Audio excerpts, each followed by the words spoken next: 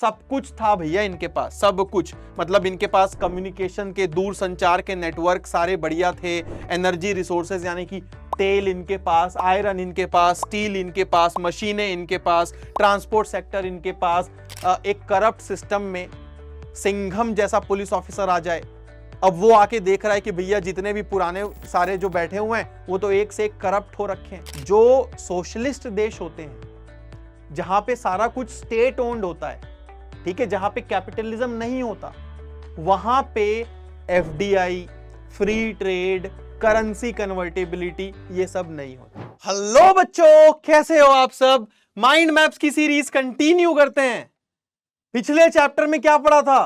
Cold war era, America, USSR दोनों लगे हुए हैं, लगे पड़े हैं। तू मेरे साथ आजा, अरे तू मेरे साथ आजा, है ना, अपना इंफ्लुएंस का दायरा बढ़ा रहे हैं। फिर हमने पढ़ा चैलेंजेस। क्या चैलेंज आया? नैम, यानी कि भारत जैसे देश आए कि नहीं हमें नहीं जाना तुम्हारे साथ, है ना। तो सारा का सारा हमने क्यूबा मिसाइल क्राइसिस से लेके सारे इंपॉर्टेंट टॉपिक, सारे इंपॉर्टेंट कॉन्सेप्ट्स हमने पिछली क्लास में पढ़े। अब हम डिस्कस करेंगे एंड ऑफ बाइपोलैरिटी, यानी कि ये जो बाइपोलैरिटी थी ये खत्म हो गई। क्या था ये बाइपोलर? बाइपोलर मतलब बाई मतलब टू, ठीक है। जैसे कि यूनी मतलब वन होता है, तो बाई मतलब टू। पोलैरिटी मतलब पोल्स, यानी कि दो पोल्स, दो खंबे, एक खंबा यूएसए का और एक खंबा यूएसएसआर का, है ना। अब ये बाइपोलैरिटी एंड हो गई, यानी कि दो पोल्स खत्म हो गए, एक पोल बच गया, यूनिपोलर वर्ल्ड हो गया। तो वो बाइपोलैरिटी एंड इसलिए हुई क्योंकि यूएसएसआर खत्म हो गया। अब आप बोलोगे सर मजाक मत करो यार, पिछली क्लास में आपने इतना चीख चीख के बोला था कि यूएसएसआर इतना शक्तिशाली है, फलाना है, ढिमकाना है, क्यूबा पे मिसाइल रखवा दिया, अमेरिका पे सीधा अटैक करने की योजना बना ली, और इतना बड़ा शक्तिशाली ग्रुप कैसे खत्म हो गया। तो हम इस चैप्टर में यही पढ़ेंगे पहले कि भैया भैया यूएसएसआर कैसे खत्म हुआ, ठीक है। तो सोवियत सिस्टम था क्या? पहली चीज, यूएसएसआर का फुल फॉर्म क्या है? Union of Soviet socialist Republic, ठीक है, union of Soviet socialist Republic, USSR. और यूएसएसआर कब आया? 1917 में रशिया में जब रिवॉल्यूशन हुआ था, सोशलिस्ट रिवॉल्यूशन के बाद 1917 में यूएसएसआर की एक तरीके से स्थापना हुई। सोशलिज्म के आइडिया पिछली क्लास में बताया था मैंने आपको, यूएसएसआर वाले सोशलिज्म को लेकर प्रभावित थे, यूएसए वाले कैपिटलिज्म, ठीक है। तो सोशलिस्ट रिवॉल्यूशन हुआ था, ये लोग सोचते थे कि सोशलिज्म जो है वो सबसे बेटर तरीका है जीवन जीने का, ठीक है, सबसे बेटर तरीका है सोसाइटी को ऑर्गेनाइज रखने का, ठीक है। तो ये पहली बार हुआ था मानव इतिहास में, फर्स्ट टाइम हो रहा था इतने बड़े अटेम्प्ट की तौर पे कि भैया प्राइवेट प्रॉपर्टी को अबॉलिश किया जा रहा था और कहीं ना कहीं एक ऐसी सोसाइटी बनाई जा रही थी जो इक्वालिटी के ऊपर बेस्ड होगी, ठीक है। तो सबसे पहले तो आपको यह पता होना चाहिए कि जब हम बात करते हैं ना सोशलिज्म की और जब हम बात करते हैं कैपिटलिज्म की, तो सोशलिज्म और कैपिटलिज्म में क्या होता है कि सोशलिज्म में स्टेट ओनरशिप होती है, यानी कि हर चीज सरकार के कंट्रोल में, प्राइवेट कंट्रोल नहीं है, कुछ प्राइवेट प्रॉपर्टी होगी ही नहीं, सारी चीज लगभग स्टेट के कंट्रोल में। कैपिटलिज्म में क्या होता है? प्राइवेट ओनरशिप, ठीक है। कैपिटलिज्म में सरकार के कंट्रोल में कुछ नहीं होता, सब लगभग समझ लो प्राइवेट कंट्रोल में होगा, मार्केट के हिसाब से चीजें चलेंगी, जबकि इसमें ऐसा नहीं होता, ठीक है। तो यूएसए वाले इस थ्योरी पे चलते हैं, यूएसएसआर वाले इस थ्योरी पे चलते थे, ठीक है। तो एक तरीके से यूएसएसआर मतलब कि कई सारे छोटे छोटे देशों का ग्रुप, ठीक है। तो ये सबसे बड़ा आपको दिख रहा है रशिया, देन उसके बाद इसमें आ जाएगा आपका कजाकिस्तान, फिर ये उज्बेकिस्तान, तुर्कमेनिस्तान, तजिकिस्तान, ये सारे देश, ये सब ग्रुप मिला के यूएसएसआर कहलाता था, ठीक है। ये सारे मिलके यूएसएसआर कहलाते थे। तो ये जो बीच वाले देश है ना, इन्हें कहा जाता है सेंट्रल एशियन रिपब्लिक्स, क्योंकि ये सेंट्रल एशिया में है। फाइन। तो ये जो सोवियत पॉलिटिकल सिस्टम था ना, इसमें कम्युनिस्ट पार्टी का बोलबाला बहुत ज्यादा था। It was centred around the Communist party, यानी कि कम्युनिस्ट पार्टी के चारों तरफ सोवियत सिस्टम घूम रहा है। जो कम्युनिस्ट पार्टी बोलेगी, जैसा कम्युनिस्ट पार्टी बोलेगी वैसा होगा। कोई दूसरी पॉलिटिकल पार्टी को अलाउ ही नहीं किया गया, मतलब कोई ऑपोजिशन पार्टी होगी ही नहीं। Soviet party, Soviet system, communist party, ठीक है। तो इकोनॉमी जो थी ना, वो स्टेट द्वारा कंट्रोल्ड थी, जैसा कि अभी मैंने आपको बता दिया कि सोशलिज्म में ऐसा ही होता है। सेकेंड वर्ल्ड वॉर के बाद जो ईस्ट यूरोपियन देश थे, ठीक है, जिन्हें कहीं ना कहीं सोवियत आर्मी ने हेल्प की थी, वो सब यूएसएसआर के सपोर्ट में आ गए थे। पिछली क्लास में पढ़ा आपने कि ईस्टर्न यूरोप जो था वो यूएसएसआर के साथ था। तो क्या होता था ना कि जो भी देश यूएसएसआर के साथ थे, अब उनका सारा सिस्टम यूएसएसआर के हिसाब से, जो भी देश यूएसए के साथ हैं उनका सारा सिस्टम यूएसए के हिसाब से, ठीक है। So this group of countries were called the socialist bloc. Warsaw Pact इन लोगों ने बनाया था, नेटो अमेरिका वालों ने बनाया था, ठीक है। तो ये जितने भी यूएसएसआर के देश थे, इन सबको जोड़ के रखने वाले पैक्ट का नाम क्या था? Warsaw pact. जिसका लीडर कौन था? यूएसएसआर, ठीक है। So Soviet Union become a great power after the Second World War. Second World War के बाद यूएसए भी और सोवियत यूनियन भी ग्रेट पावर बन गए। सोवियत इकोनॉमी जो थी यूएसए के बाद सेकेंड नंबर में सबसे बेस्ट थी, ठीक है। सब कुछ था भैया इनके पास, सब कुछ, मतलब इनके पास कम्युनिकेशन के, दूर संचार के नेटवर्क सारे बढ़िया थे। एनर्जी रिसोर्सेज यानी कि तेल इनके पास, आयरन इनके पास, स्टील इनके पास, मशीनें इनके पास, ट्रांसपोर्ट सेक्टर इनके पास, मतलब गांव से गांव में भी इनका नेटवर्क प्रॉपर चल रहा है। सारा कुछ यूएसएसआर के पास बढ़िया था। इसकी अपनी प्रॉपर एक ऐसी डोमेस्टिक कंज्यूमर इंडस्ट्री भी थी जो कि सब कुछ बनाती थी, कार से लेके सुई तक, ठीक है। हालांकि इसकी क्वालिटी जो थी वेस्टर्न देशों से थोड़ी सी डाउन थी। The Soviet state insured a minimum standard of living for all the citizen, क्योंकि अब यहां पे सारा कुछ सरकार के कंट्रोल में था, तो ये लोग अपने नागरिकों को सब्सिडी प्रोवाइड करते थे। इन्होंने एक बेसिक मिनिमम वेज का हिसाब बनाया हुआ था, ठीक है।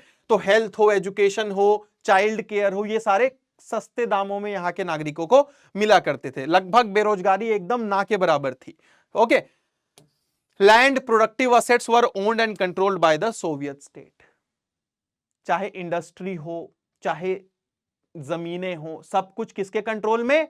स्टेट के कंट्रोल में। प्राइवेट कंट्रोल में कुछ था ही नहीं। तो अब आपके मन में आ रहा होगा कि सर जब सब कुछ इतना मक्खन चल रहा था, जब सब कुछ इतना बढ़िया चल रहा था, जब बेरोजगारी थी ही नहीं, जब ये इतना पावरफुल था, तो फिर ये टूट कैसे गया? चलो अब वहां पे आ जाते हैं। The Soviet system became very bureaucratic and authoritarian, यानी कि एक ऐसा सिस्टम बनता जा रहा था सोवियत यूनियन जहां पे लोगों को फ्रीडम ऑफ स्पीच ही नहीं थी, कोई सरकार को क्रिटिसाइज ही नहीं कर सकता था, डेमोक्रेसी नाम की चीज ही नहीं थी। जैसा कम्युनिस्ट पार्टी बोलती वैसा होता था और किसी का कुछ सुना ही नहीं जाता था। तो लोग धीरे धीरे त्रस्त होने लग गए, ठीक है। लोग धीरे धीरे क्या होने लग गए? त्रस्त होने लग गए। जोक्स, कई बार होता है ना, हम किसी को क्रिटिसाइज नहीं कर पाते तो जोक मार के क्रिटिसाइज करते हैं, मजाक करके क्रिटिसाइज करते हैं ताकि सामने वाले को बुरा ना लग जाए। तो ये स्थिति आ गई थी नागरिकों की, ठीक है। सोवियत स्टेट के ज्यादातर अगर हम इंस्टीट्यूशंस की बात करें तो उनमें रिफॉर्म्स की जरूरत थी। कोई ट्रांसपेरेंसी नहीं था, सब पुराने हिसाब से चल रहा था, ठीक है। The one party system represented by the Communist party had tight control over everything. जो ये कम्युनिस्ट पार्टी थी ना, ये जो कम्युनिस्ट पार्टी थी, ये हर चीज को एकदम, मतलब हर चीज को कंट्रोल करना चाह रही थी। जितने भी इंस्टीट्यूशंस थे, चाहे वहां के कोर्ट को ले लो, ठीक है, चाहे वहां की अगर आप बात कर लो किसी भी, जैसे इंडिया में इलेक्शन कमीशन है, सुप्रीम कोर्ट है, सीबीआई है, अलग अलग इंस्टीट्यूशंस है, तो यहां पे जितने भी ऐसे इंस्टीट्यूशंस थे सबको कम्युनिस्ट पार्टी अपने एकदम मुट्ठी बंद करके कंट्रोल में रखती थी। और ये जो कम्युनिस्ट पार्टी के लोग थे ये अपने आप को कहीं के बादशाह से कम नहीं समझते थे, अलग ही वीवीआईपी ट्रीटमेंट इनको मिलती थी। ये लोग अनअकाउंटेबल हो गए थे। ठीक है, जनता इनसे कोई सवाल पूछती भी थी तो जनता को सेटिस्फैक्टरी रिप्लाई नहीं मिलता था। पहली बात तो जनता इन तक पहुंच ही नहीं पाती थी, ये लोग जनता से इतने ज्यादा दूसरी दुनिया में रहते थे। ठीक है, दूसरा, यूएसए और यूएसएसआर की जो कोल्ड वॉर चल रहा था, इसमें दोनों लगे हुए थे ना, बेतहाशा मिलिट्री में खर्चा। यूएसएसआर की पूरी कोशिश थी कि भैया ज्यादा से ज्यादा देशों को अपने साथ लेके आए, तो यूएसएसआर का अच्छा खासा जो पैसा है वो मिलिट्री स्पेंडिंग में जा रहा था। अच्छा खासा पैसा जो है वो मिलिट्री में स्पेंड हो रहा था, जो कि लोगों के डेवलपमेंट में होना चाहिए था, लेकिन ऐसा हो नहीं रहा था। एक और चीज, अभी जो मैंने आपको मैप दिखाया, अब इस मैप में आप ये समझने की कोशिश करो। देखो, यूएसएसआर में रशिया एक देश है जो यूएसएसआर का पार्ट था। रशिया यूएसएसआर नहीं था, लेकिन हमें लगता है ना कि रशिया ही यूएसएसआर था। तो पता है वो क्यों लगता है? क्योंकि रियलिटी में यूएसएसआर को पूरी तरीके से रशिया ही चलाता था। कम्युनिस्ट पार्टी के मेन हेडक्वार्टर्स रशिया में ही थे, रशिया से ही सारी चीजें मैनेज होती थी। मतलब एक तरीके से रशिया सेंटर था जहां से सारे डिसीजंस लिए जाते थे, जो कि इन सारे बाकी देशों को मानने पड़ते थे जो यूएसएसआर का हिस्सा थे। तो धीरे धीरे इन सारे देशों को यह फील होने लगा कि भाई हम क्यों माने किसी एक कम्युनिस्ट पार्टी की बात, हमें आजादी चाहिए। तो ये लोग यूएसएसआर से निकलने की बात करने लगे कि हमें डेमोक्रेसी चाहिए, हमें फ्रीडम ऑफ स्पीच चाहिए। फिर धीरे धीरे इन देशों को लगने लगा ना कि भैया यूएसए तो कुछ ज्यादा ही तरक्की कर रहा है, हम तो बहुत पीछे हैं। तो इनके सामने जो यूएसएसआर की सुप्रीमेसी का चश्मा लगा हुआ था वो भी निकला। तो ये लोग यूएसएसआर से निकलने की रिवॉल्यूशन करने लगे। ऐसे करते करते धीरे धीरे यूएसएसआर समाप्त हो गया। ठीक है, तो भाई लोग डिमांड करते थे, रिवॉल्यूशन करते थे, लेकिन कम्युनिस्ट पार्टी जो है लोगों की बात मानने को तैयार ही नहीं थी। ठीक है, और जो 15 छोटे छोटे रिपब्लिक्स थे जो यूएसएसआर का हिस्सा थे, वो भी डिमांड कर रहे थे। वो कहने लग गए कि भाई हमारे मैटर हमें संभालने दो। ठीक है, लेकिन यूएसएसआर मानने को, मतलब जो कम्युनिस्ट पार्टी है वो मानने को तैयार ही नहीं। ऑन पेपर यानी कि थ्योरी में रशिया जो था वो यूएसएसआर का एक पार्ट ही था, लेकिन रियलिटी में सब कुछ रशिया ही डोमिनेट करता था। तो बाकी देशों को ये लगता था ना, मतलब आप ये समझो ना यार कि ये यूएसएसआर है, अब इसमें 15 देश हैं, ऐसे ऐसे करके 15 देश हैं जो मिलके यूएसएसआर बने। अब इनमें से किसी एक की चल रही है, तो बाकी 14 लोगों को क्या फील हो रहा है कि भाई सिर्फ इसी की क्यों चल रही है, यूएसएसआर का तो हम भी पार्ट हैं, तो सिर्फ रशिया की ही क्यों चले। ठीक है, तो ये धीरे धीरे ये जो डिससैटिस्फैक्शन था कि यार एक ही पार्टी कंट्रोल कर रही है, एक ही देश पूरा यूएसएसआर चला रहा है, ये फीलिंग बढ़ती चली गई और ज्यादा स्ट्रांग होती चली गई। पहले लोग धीरे धीरे डिमांड करते थे, फिर लोग हथियार उठाने लग गए, और ऐसे करते करते अल्टीमेटली सोवियत यूनियन का पतन हो गया। ठीक है, हथियारों की लड़ाई में यूएसए और यूएसएसआर लगभग एक दूसरे की बराबरी कर रहे थे, लेकिन टेक्नोलॉजी, इंफ्रास्ट्रक्चर और बाकी चीजों के मामले में यूएसए यूएसएसआर से बहुत आगे था। ठीक है, बहुत आगे था। देन उसके बाद अब आप देख लो ना, आप देख लो सोवियत यूनियन की प्रायोरिटीज देख लो कि एक तो जनता त्रस्त हो रखी है तुमसे, जनता डिमांड कर रही है freedom of speech, Janata demand कर रही है डेमोक्रेसी, लेकिन ये लोग लगे हुए हैं कि भैया नहीं, अभी तो हमें अफगानिस्तान पे कब्जा करना है जाके। तो इनकी प्रायोरिटी पहले ये है। ठीक है, तो 1979 में सोवियत इन्वेजन ऑफ अफगानिस्तान हुआ, जिसकी वजह से सोवियत सिस्टम का पैसा और अच्छा खासा घुसा वहां पे। सिस्टम और ज्यादा खोखला हो गया। ठीक है, वेजेस कंटिन्यू टू ग्रो, लेकिन प्रोडक्टिविटी और टेक्नोलॉजी जो थी ना वो वेस्टर्न देशों से अच्छी खासी पीछे थी। कंज्यूमर गुड्स में कमी आने लग गई, फूड इंपोर्ट करने पड़े रशिया को।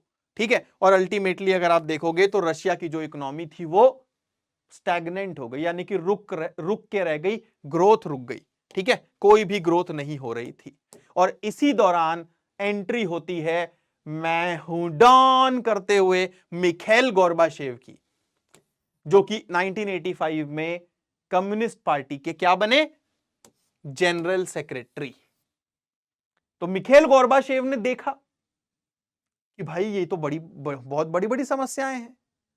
मिखाइल गोर्बाचेव ने बोला कोई बात नहीं, मेरे जो पिछले वाले जनरल सेक्रेटरी थे वो सारे निकम्मे थे, मैं इस सिस्टम को सुधारूंगा, मैं इस सिस्टम को रिफॉर्म करूंगा। गोर्बाचेव ने बोला कि रिफॉर्म अगर नहीं करेंगे तो हम यूएसए से अच्छे खासे पीछे रह जाएंगे।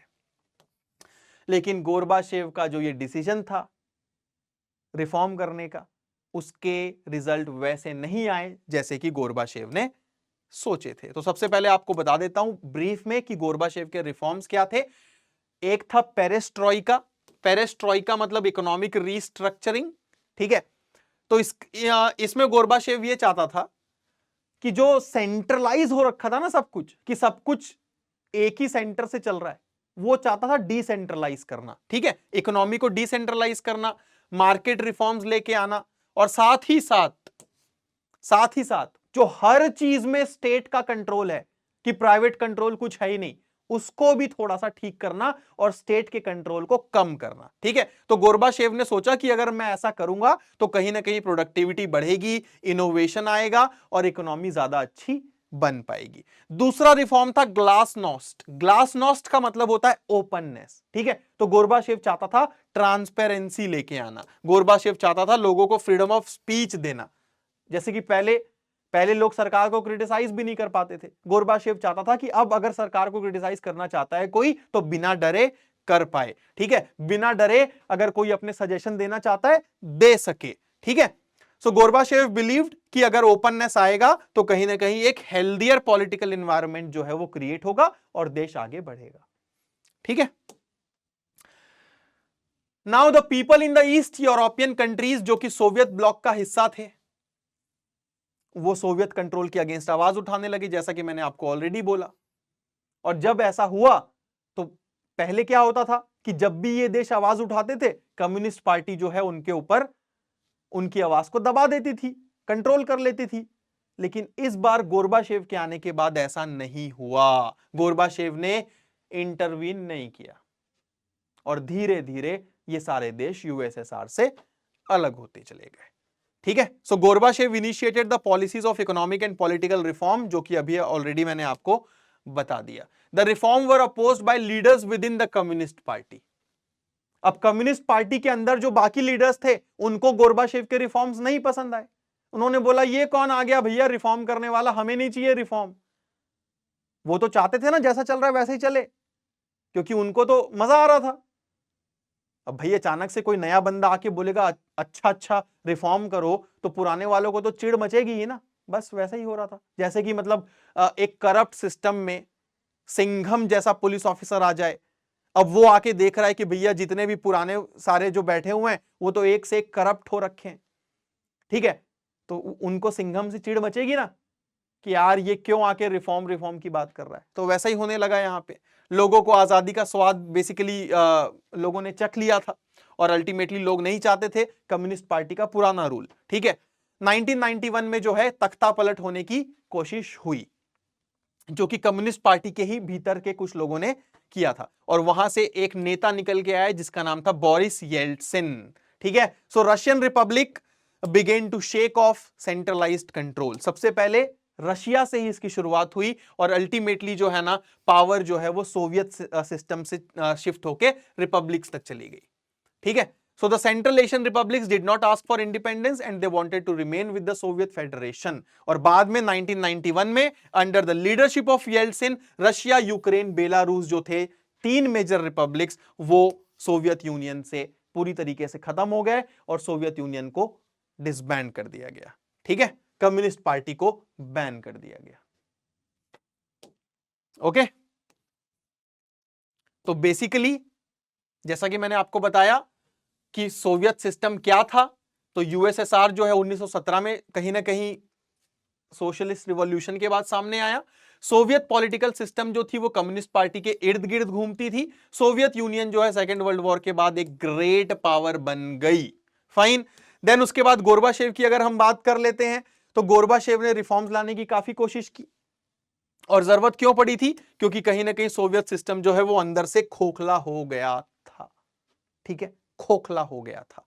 नाउ नाउ आगे चलते हैं। अब देखो, आपके मन में यह आ रहा होगा कि सर जब गोरबाचेव इतने अच्छे रिफॉर्म्स ला रहा था, जब उसको समस्या पता चल गई थी, फिर क्या हो गया? फिर अचानक से डिसइंटीग्रेशन क्यों हुआ? चीजें ठीक क्यों नहीं हुई? ठीक है, यह भी एक आपके मन में सवाल जरूर आ रहा होगा। ठीक है, तो यहां पे आपको मैं यह भी बता दूं कि जब ये तीन देश, ठीक है, कौन कौन से तीन देश? रशिया, यूक्रेन और बेलारूस, ये तीन आजाद हुए, सोवियत यूनियन खत्म हुआ, कम्युनिस्ट पार्टी डिसबैंड हो गई, मतलब कम्युनिस्ट पार्टी बैन हो गई, और इन तीनों देशों ने कैपिटलिज्म और डेमोक्रेसी को अपना लिया, यानी कि यूएसए वाले सिस्टम को अब ये अपनाने लग गए। तो कहीं ना कहीं जो कोल्ड वॉर चल रहा था ना यूएसए और यूएसएसआर का, अब वो तो खत्म हो गया, और ये साबित हो गया कि यूएसए का सिस्टम ही बेस्ट है। यूएसए जो है वो एकमात्र सुपर पावर रह गया। So the declaration on the disintegration of USSR and the formation of Commonwealth of Independent States came as a surprise to the other republics, especially to the Central Asian ones. जो central Asian republics थे, Tajikistan, Kyrgyzstan, Kazakhstan वगैरह, इनको पता ही नहीं था कि भैया USSR समाप्त हो रहा है। तो अचानक से जब ये तीन देश सामने आए, सोवियत यूनियन खत्म हो गया, कम्युनिस्ट पार्टी बैन हो गई, तो इनके लिए सरप्राइजिंग हो गया कि ऐसे कैसे हो गया। ठीक है, तो इन तीनों को भी सीआईएस का हिस्सा बना दिया गया। रशिया को सोवियत यूनियन का सक्सेसर एक्सेप्ट कर लिया गया, यानी कि जहां जहां पे भी सोवियत यूनियन, वहां वहां पे Russia. Okay, United nation security council में सोवियत यूनियन की जो सीट थी, अब वो रशिया के नाम हो गई। सोवियत यूनियन की जितनी भी कमिटमेंट्स थी, जो भी ट्रीटीज थी, रशिया ने एक्सेप्ट कर ली। ठीक है, और ओल्ड सोवियत यूनियन खत्म हो गया। Now how did the second most powerful country suddenly disintegrate? यही सवाल था ना। तो भैया सीधा सा आंसर है इंटरनल वीकनेस। देन उसके बाद लोगों की जो भी एस्पिरेशंस थी, लोगों की जो भी इच्छाएं थी, उसको आप पूरा नहीं कर रहे हो।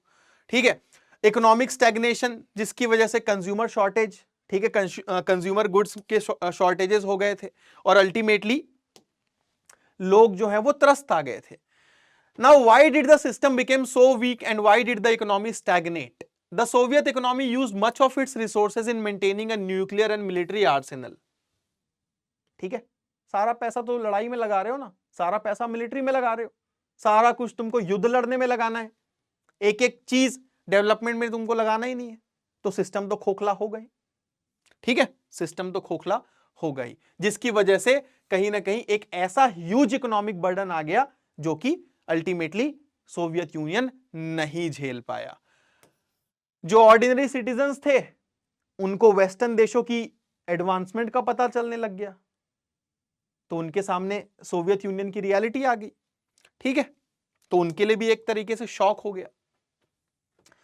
कम्युनिस्ट पार्टी 70 साल से लगभग रूल कर रही थी, फिर भी वो लोगों को आंसरेबल नहीं थी, अकाउंटेबल नहीं थी, तो अल्टीमेटली सिस्टम तो खराब होना ही था। ठीक है, नाउ गोरबाचेव के जो रिफॉर्म्स थे, वो चीजों को ठीक करने के लिए आए थे, लेकिन गोरबाचेव के रिफॉर्म्स के बाद भी चीजें ठीक क्यों नहीं हुई? The most basic answer is, when Gorbachev carried out his reforms and loosened the system, he set in motion forces and expectations that few could have predicted and became virtually impossible to control. ठीक है, Gorbachev ने ये जो पेरेस्ट्रॉइका और glasnost reform लाए ना, तो लोगों की उम्मीदें बहुत बढ़ गई। जो चीजें धीरे धीरे होनी चाहिए थी, लोग सोचने लग गए एकदम से हो जाएगी, तो लोग गोरबाचेव के रिफॉर्म्स को स्लो बोलने लग गए कि भाई ये तो बहुत धीरे धीरे काम कर रहा है। ठीक है, जबकि कम्युनिस्ट पार्टी वाले जो थे, वो भी गोरबाचेव से नाराज थे कि यार ये तो रिफॉर्म ला रहा है, वो बोलने लग गया कि तू तो बहुत तेज तेज कर रहा है। ठीक है, तो एक तरफ आम जनता जो गोरबाचेव को क्रिटिसाइज कर रही है कि रिफॉर्म्स धीरे धीरे हो रहे हैं, दूसरी तरफ कम्युनिस्ट पार्टी के लोग जो गोरबाचेव से नाराज हैं कि तू बहुत तेज तेज रिफॉर्म कर रहा है। तो गोरबाचेव दोनों की खींचातानी में ना समाप्ति हो गया एक तरीके से। ठीक है, तो ये जो टग ऑफ वॉर था, इस टग ऑफ वॉर की वजह से गोरबाचेव ने पब्लिक, कम्युनिस्ट पार्टी, सबका सपोर्ट जो है वो खो दिया।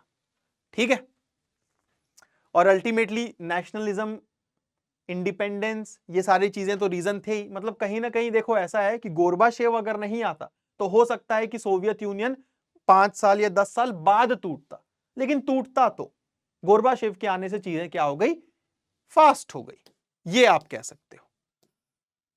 ठीक है, now the collapse of second world had profound consequences for world politics. सबसे पहली चीज तो ये हो गई कि कोल्ड वॉर खत्म। ठीक है, यूएसएसआर समाप्त, कोल्ड वॉर खत्म। जो आइडियोलॉजिकल डिस्प्यूट था, अब वो कोई सवाल रह ही नहीं गया कि कौन अच्छा है, कौन बेटर है, क्या है। Now since this dispute had engaged the military of the two blocks, had triggered a massive arms race and accumulation of nuclear weapons, कहीं ना कहीं अब ये जो हथियारों की लड़ाई थी वो समाप्त हुई और एक शांति कहीं ना कहीं दुनिया में आई। पावर रिलेशंस जो है वो चेंज हुए। ठीक है, relative influence of ideas, institutions also changed. The end of Cold War left open only two possibilities. दो ही पॉसिबिलिटी रह गई कि भैया, पहली क्या, पहली तो ये कि जो एक सुपर पावर है वो डोमिनेट करेगा, और दूसरी क्या, दूसरी ये कि भैया ग्रुप ऑफ कंट्रीज एक साथ जुड़ के आ जाएंगे। ठीक है, लेकिन अल्टीमेटली क्या हुआ कि यूएस जो है वो अकेला सुपर पावर बना। Now backed by the power and prestige of the US, the capitalist economy was now the dominant economic system. और इस वजह से IMF, वर्ल्ड बैंक, ये सारे वेस्टर्न प्रोडक्ट थे, वेस्टर्न प्रोडक्ट हैं। ठीक है, जो कि capitalism, market forces and all पे बिलीव करते हैं। पूरी दुनिया में लगभग यही सिस्टम जो है वो प्रिवेलेंट हो गया। ठीक है, अगला टॉपिक है हमारा शॉक थेरेपी।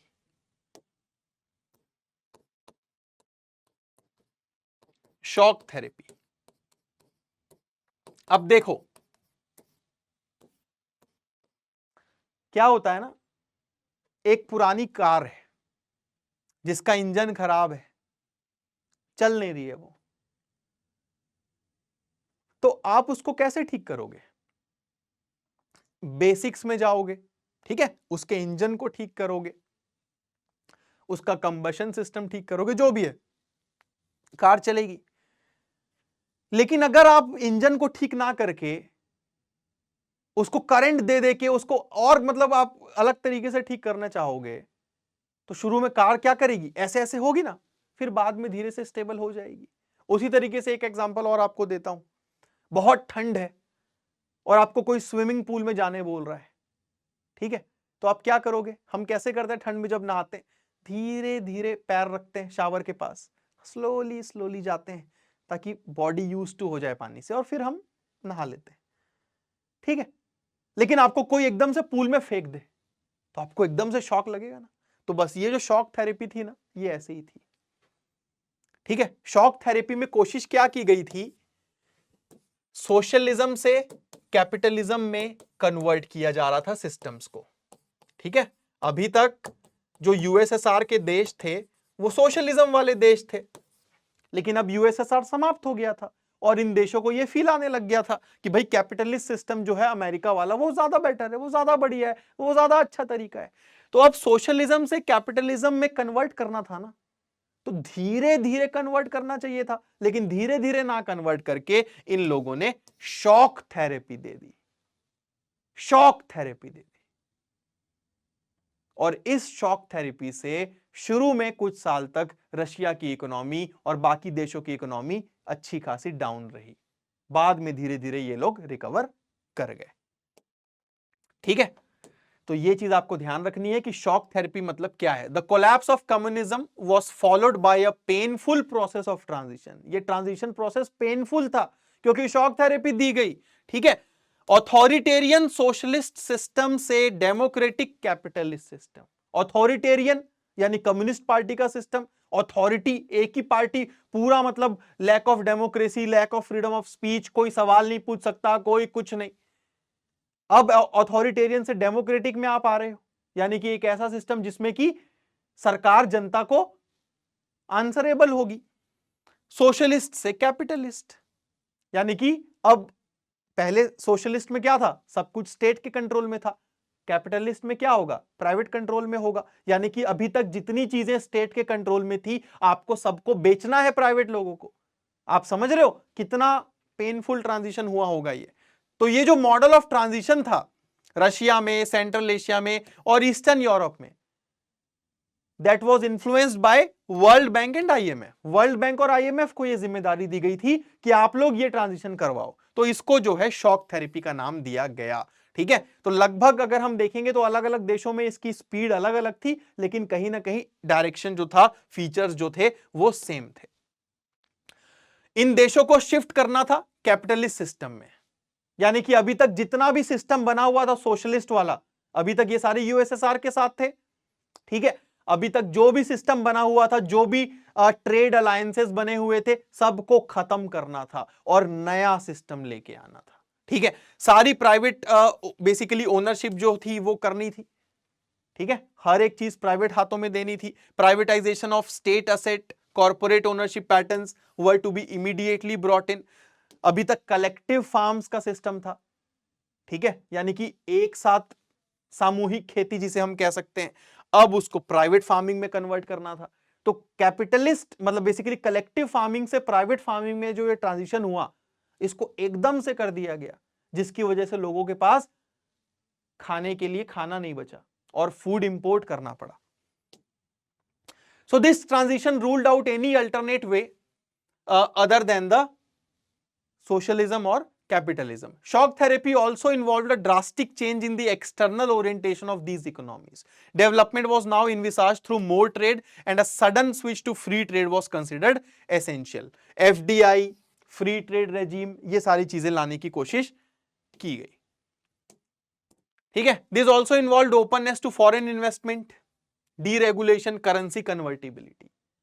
जो सोशलिस्ट देश होते हैं, जहां पे सारा कुछ स्टेट ओन्ड होता है, ठीक है, जहां पे कैपिटलिज्म नहीं होता, वहां पे FDI, free trade, currency convertibility, ये सब नहीं होती। ठीक है, ये सब उन देशों में होती है जो कैपिटलिस्ट सिस्टम को फॉलो करते हैं, जो मार्केट इकोनॉमी कहलाती है। ठीक है, तो अब ये सारी चीजें यूएसएसआर वाले देशों में लानी थी। The transition also involved a breakup of the existing trade alliances, जो अभी तक चल रहे थे सबको खत्म करो और नए संबंध बनाओ, नए अलायंसेस बनाओ। ठीक है, तो शॉक थेरेपी की वजह से ना क्या हुआ, जो सोचा गया था कि भाई बहुत ही जन्नत हो जाएगा, बहुत अच्छा हो जाएगा, वैसा नहीं हुआ। स्टेट कंट्रोल्ड जो इंडस्ट्रीज थी, उसको प्राइवेट लोगों को बेचा गया एकदम कौड़ियों के भाव पे, और इस वजह से इसको नाम दिया गया है the largest garage sale in the history. ठीक है, लार्जेस्ट गैरेज सेल कहा गया है क्योंकि इतनी महंगी महंगी बड़ी बड़ी इंडस्ट्रीज को एकदम थ्रो अवे प्राइसेस में बेच दिया गया। ठीक है, so the old system of social welfare system was also destroyed. अभी मैंने आपको बताया था ना कि यूएसएसआर वाले सिस्टम में पेंशन और मतलब बहुत सारी चीजें सब्सिडाइज रेट में जनता को दी जाती है, ये सारा सिस्टम खत्म किया गया। ठीक है, तो इस वजह से क्या हो गया, बहुत सारे लोग जो है वो गरीबी की रेखा में आ गए। The middle class was pushed, और साथ ही साथ जो वहां के एकेडमिक इंटेलेक्चुअल लोग थे, साइंटिस्ट, डॉक्टर्स, उनको नौकरी नहीं मिल रही थी। माफिया आ गया जो कि चीजों को कंट्रोल करने लग गया। ठीक है, privatisation led to new disparities. ठीक है, post Soviet states specially Russia were divided between rich and poor regions. So unlike the earlier system there was now greater economic inequality. पहले इतना इनइक्वालिटी नहीं था, अब ज्यादा हो गया, रिच रिच हो रहा है, पुअर पुअर हो रहा है। ठीक है, so the construction of democratic institutions was not given the same attention and priority as the demands of economic transformation. तो डेमोक्रेटिक ट्रांजिशन पे उतना फोकस नहीं किया गया। अगर मैं आपको एग्जांपल बताऊं तो भाई बहुत सारे ये जो नए नए देश आजाद हुए थे यूएसएसआर के टूटने के बाद, इनके कॉन्स्टिट्यूशंस को एकदम हरी में और एकदम जल्दी जल्दी में बनाया गया, ठीक है, इंक्लूडिंग रशिया। इन देशों में मतलब ना, इन देशों में जैसे एग्जांपल मैं आपको यहां पे देता हूं, तुर्कमेनिस्तान और उज्बेकिस्तान। तो यहां के प्रेसिडेंट्स ने अपने आप को 10 साल के लिए अपॉइंट कर लिया सीधा कि भैया 10 साल तक हम हटेंगे ही नहीं, ठीक है। Judicial culture, independence of judiciary, ये सब आई ही नहीं अभी। तो मतलब डेमोक्रेटिकली अगर हम देखें तो ट्रांजिशन जो है वैसा नहीं हुआ, उतने तेजी से नहीं हुआ जैसा कि इकोनॉमिक ट्रांजिशन करने की कोशिश की गई, ठीक है। आखिरी आपका यहां पे टॉपिक आ जाता है India and post communist countries, जिसमें इंडिया और रशिया के जो रिलेशंस हैं उसकी बात यहां पे की गई है कि भैया इंडिया और रशिया के रिलेशन हिस्टोरिकली बहुत अच्छे रहे हैं। मैंने आपको बताया भी था पिछली क्लास में कि 20 साल की हमने दोस्ती की एक ट्रीटी भी साइन की थी रशिया के साथ। रशिया में इंडियन हीरोज अमिताभ बच्चन, राज कपूर, हिंदी गाने, हिंदी मूवीज काफी देखे जाते हैं, ठीक है। रशिया और इंडिया दोनों एक मल्टीपोलर वर्ल्ड ऑर्डर के विजन को शेयर करते हैं, यानी कि एक ऐसा वर्ल्ड ऑर्डर जिसमें एक पोल या दो पोल ना रहे, कई सारे जो है शक्तिशाली देश रहे, कलेक्टिव सिक्योरिटी की बात हो, ठीक है। और साथ ही साथ लगभग अगर हम बात करें दोनों देशों की तो more than 80 bilateral agreements have been signed, ठीक है। तो इंडिया रशिया के रिलेशन काफी सही है, इस चीज को यहां पे बताया गया है। इंडिया को बेनिफिट भी होता है रशिया से, जैसे कि रशिया कश्मीर के मैटर में इंडिया का साथ देता है, उसी तरीके से इंटरनेशनल टेररिज्म हो, इन सारे मैटर में रशिया इंफॉर्मेशन शेयरिंग भी करता है, ठीक है। रशिया को भी भारत से मदद होती है क्योंकि इंडिया रशिया से उसके हथियार खरीदता है, तो इंडिया एक तरीके से रशिया का मार्केट है, ओके। हम हमारे हार्डवेयर वगैरह वहीं से मंगाते हैं। सो इंडिया एक ऑयल इंपोर्टिंग नेशन है। Russia is also important to India and has repeatedly come to assistance of India during its oil crisis. जब भी हमें जरूरत होती है तेल की, ऑयल वगैरह की, रशिया हमारी हेल्प करने के लिए हमेशा रहता है, ठीक है। तो ये सारी चीजें हैं इस चैप्टर में। एंड ऑफ बाइपोलैरिटी, ठीक है। तो इसमें इंपॉर्टेंट चीजें जो थी हमने माइंड मैप्स के थ्रू डिस्कस यहां पे कर ली हैं, ठीक है। तो इसमें ना बेसिकली शॉक थेरेपी के अगर हम कंसीक्वेंसेस की बात करें तो इंटायर जो इंडस्ट्रीज थी डिसअपियर हो गई, प्राइवेट लोगों को गैरेज सेल जो अभी मैंने आपको बताया, रशिया की जो करेंसी है रूबल गिरने लग गई, ओल्ड सिस्टम खत्म हो गया, ठीक है। शॉक थेरेपी क्या है वो आपने देख लिया, डिसइंटीग्रेशन के कंसीक्वेंसेस आपने देख लिए, साथ ही साथ India and post communist countries भी आपने देख लिया, और इसके साथ आपका ये एंड ऑफ बाइपोलैरिटी जो है ना वो खत्म हो जाता है। तो कोल्ड वॉर एरा और एंड ऑफ बाइपोलैरिटी, ये दो चैप्टर्स में हमने क्या क्या देखा। इन दो चैप्टर्स में हमने देखा कि भाई एक चैप्टर में हमने देखा कि यूएसए और यूएसएसआर जो है वो दोनों दुनिया को दो ग्रुप में डिवाइड कर रहे हैं, आधे देश इधर आधे देश इधर, ठीक है। इनकी बादशाहत हमने देखी। दूसरे चैप्टर में हमने देखा कि कैसे यूएसएसआर जो है वो डिसअपियर हो गया, डिसइंटीग्रेट हो गया, क्योंकि उसके अंदर इतनी सारी खामियां थी, इतनी सारी दिक्कतें थी। मिखेल गोर्बाचेव का रोल देखा, उसके जो दो इंपॉर्टेंट रिफॉर्म्स थे वो हमने पढ़ लिए। फिर शॉक थेरेपी हमने देखा। शॉक थेरेपी मतलब क्या है कि भैया जो यूएसएसआर के जो बेसिकली यूएसएसआर जब डिसइंटीग्रेट हुआ, यानी कि जब यूएसएसआर टूट गया, तो जितने देश यूएसएसआर के साथ थे वो सब नए नए इंडिपेंडेंट देश बन गए, आजाद देश बन गए। अब वो जो जो नए नए देश बने हैं अभी तक वो सारे यूएसएसआर के हिसाब से चलते थे, यानी कि वहां पे सोशलिस्ट सिस्टम चलता था। इन सारे देशों को ट्रांजिशन करना था कैपिटलिस्ट में, तो सोशलिज्म से कैपिटलिज्म जो ट्रांजिशन हुआ वो शॉक थेरेपी के थ्रू हुआ, ठीक है।